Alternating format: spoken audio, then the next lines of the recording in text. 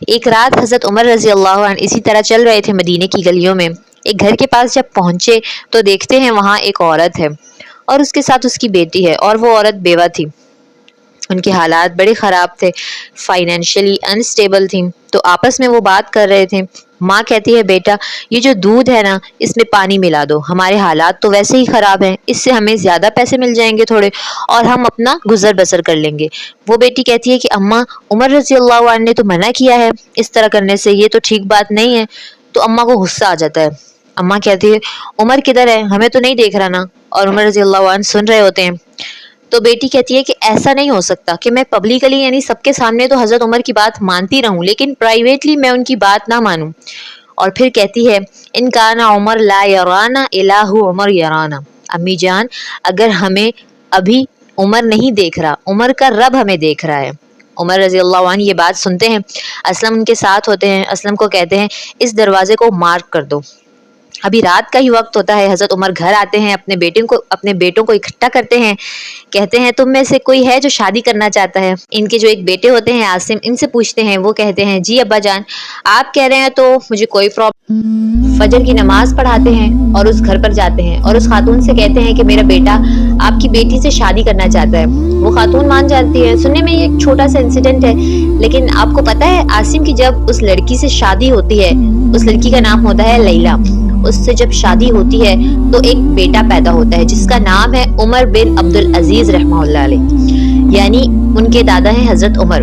اللہ سبحانہ و تعالیٰ put so much برکہ in it، کیونکہ حضرت عمر رضی اللہ عنہ نے نہ اس لڑکی کو دیکھا ہوتا ہے نہ اس کی والدہ کو دیکھا ہوتا ہے.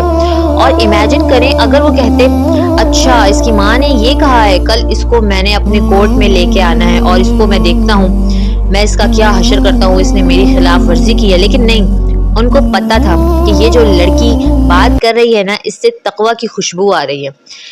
اور پھر بغیر دیکھے رشتہ بھیجا اور شادی بھی کروا دی. دس از ویری اسینشیل. ہم ہمیشہ نگیٹیوٹی کی طرف سوچ رہے ہوتے ہیں. مثال کے طور پر اگر کسی کی آپ نے اصلاح بھی کرنی ہو نا، it's about time we start appreciating people. اور یہی اسلام ہے. لوگ پوچھتے ہیں کہ ہم اسلام کی دعوت کیسے دیں.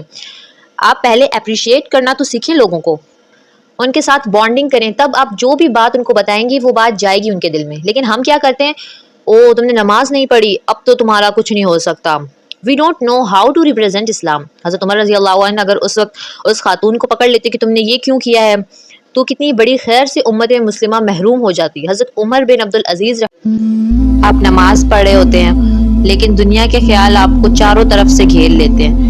آپ پھر ان خیالوں سے لڑ کر اللہ پہ فوکس کرتے ہو لیکن پھر وہ وسوسے آ کر آپ کے فوکس کو ڈسٹرب کر دیتے ہیں اور یہی سلسلہ چلتا رہتا ہے اور آپ کی نماز مکمل ہو جاتی ہے. تو یہ والی نماز بھی اللہ کو قبول ہے، پسند ہے کہ بندہ میری عبادت میں میرے لیے اسٹرگل کر رہا ہے، وسوسوں سے لڑ رہا ہے. یہ تو مجاہدے والی نماز ہے نا، کہ مطلب مزہ بھی نہیں ہے، سکون بھی نہیں ہے، فوکس بھی نہیں ہے، پھر بھی پڑھ رہے ہیں، اللہ کا حکم مان کے پڑھ رہے ہیں، اللہ کے لیے پڑھ رہے ہیں. یہ تو بندگی والی نماز ہے. تو وسوسے تو آتے رہتے ہیں. ہاں البتہ جو بتوں کے سامنے جھکتے ہیں، جو پتھروں کو پوجتے ہیں، ان کو کبھی یہ خیال نہیں آیا کہ مجھے وسوسے کیوں آتے ہیں. شیطان ہمیشہ اسی بندے کو ڈسٹرب کرتا ہے جو اپنے ریئل خدا کے سامنے کھڑا ہوتا ہے، کیونکہ شیطان جانتا ہے کہ یہ نماز انسان کو برائیوں سے بچا سکتی ہے، بے حیائیوں سے بچا سکتی ہے. لہٰذا نماز میں موجود ہے لذت، اس لیے شیطان ڈسٹرب کرنے کی کوشش کرتا ہے کہ یہ جلدی جلدی نماز ختم کرے، ایک پڑھ لے تو بس دوسری نہ پڑھے. آپ کو وسوسے آئیں، آپ کا دل لگے یا نہ لگے، آپ ان چیزوں پہ فوکس نہ کریں. آپ نماز پڑھیں، اللہ کا حکم سمجھ کے پڑھیں.